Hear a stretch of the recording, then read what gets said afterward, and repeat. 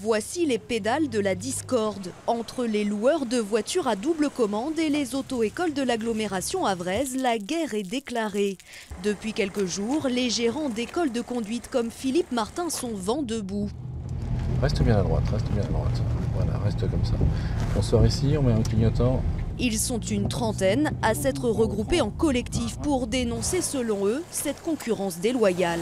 Notre ras-le-bol, c'est qu'à l'heure actuelle, des gens qui se font passer pour des auto-écoles exercent, donnent des leçons sans moniteur diplômé, sans agrément.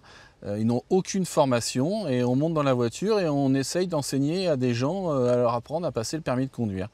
Et donc tout ça, ça fait que c'est un peu l'anarchie. En 2015, nous avions suivi l'arrivée de cette nouvelle offre sur le marché. Depuis, elle s'est multipliée et surfe sur des prix plus attractifs.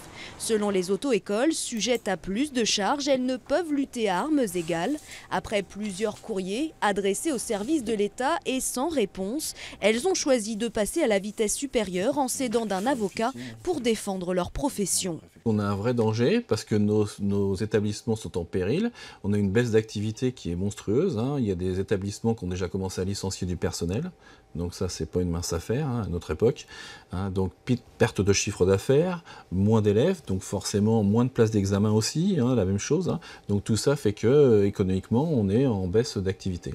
Des inquiétudes qui semblent avoir été entendues par la préfecture. Dans ce communiqué daté du début du mois, elle annonce que des contrôles vont être effectués dans les prochaines semaines afin d'écarter les pratiques de travail dissimulées.